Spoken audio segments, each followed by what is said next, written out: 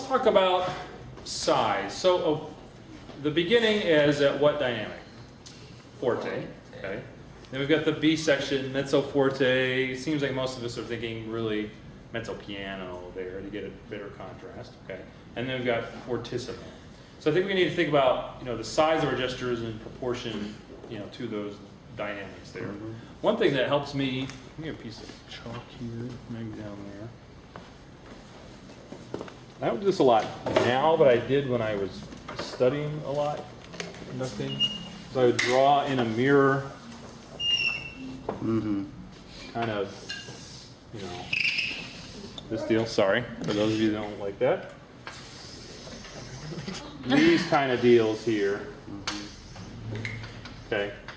If you were to take like a dry erase marker, and we were like draw it over there, and you were to have this of course is the plane of where you would want to conduct, this is where it is. So this is where your hand would be, and then you would practice, your wrist getting for the different heights there, for the different dynamics. Like this would be piano, pianissimo, etc.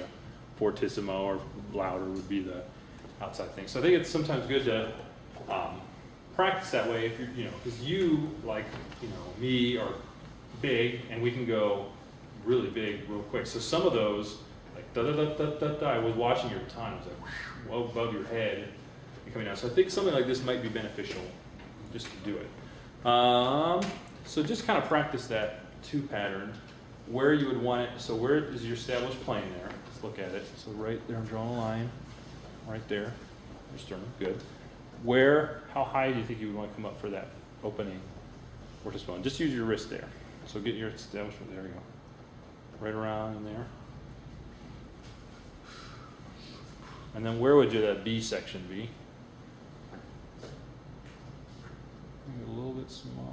Yeah, to get it, you want to be at, so there's a contrast there. So just some things to think about in terms of the size there. And I think you're wanting to, the elbow, the reason we don't like using a lot of the elbow hinge is because you can't control that tip of the baton as well as the wrist. The whole point of having the baton in that hand is so you can communicate stuff with it. I mean, there's a reason. We don't want to just have it there just because that's what's supposed to be there. We want to, communicate with it. So we ask, the wrist can control that a lot better than the elbow. What tends to happen is that, the elbow to this becomes the point, So we want to make sure we use mostly wrist, to communicate that. So let's try it from the beginning. See if we can. Where's your setup going to be here? Okay, come out just a little bit towards the players there. Make sure the baton tip's not turned in. Make sure there. Yeah, there you go. It's extension. Just work on the right hand right now, just the size part of it.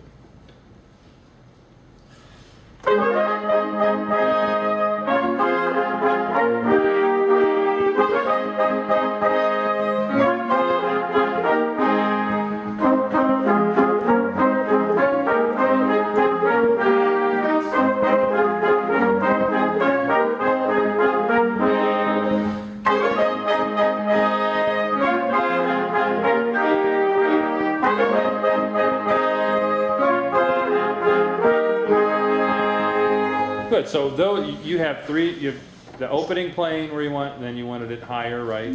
And then back down to where it was in the A section, right? So just think in those terms too, right? I've got a line here, it's going to be there, it's going to be here, and then I'm going to drop down. So you know where to drop to and be confident about it, so the players are confident of where the downbeats that, if there's like tie are going to be. Okay, good. Brett. Can I piggyback on something? I can't tell you how valuable that is. I've never seen it that. I used to draw, like with my conducting students, I used to draw like a square and do things. But that's so valuable. I would definitely practice. I'm going to go practice that tonight. So that's really cool. Another way to think too about our dynamics too is the larger the hinge. Like this is fortissimo.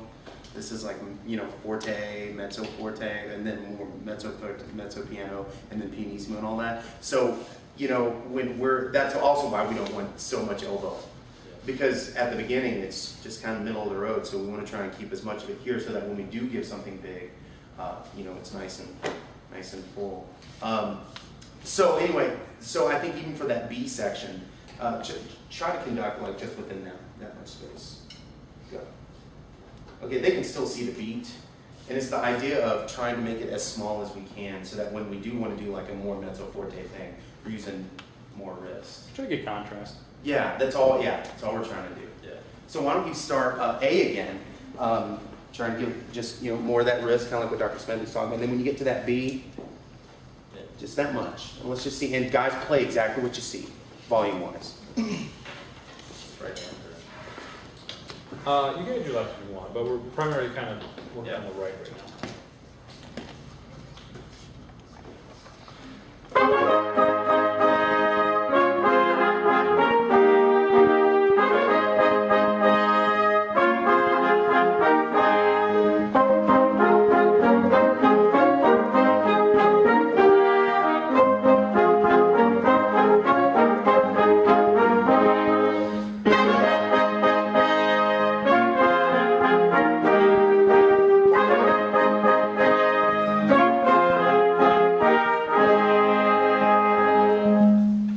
So with the dynamic contrast, was that enough Yeah, it was in there? there. It's all right.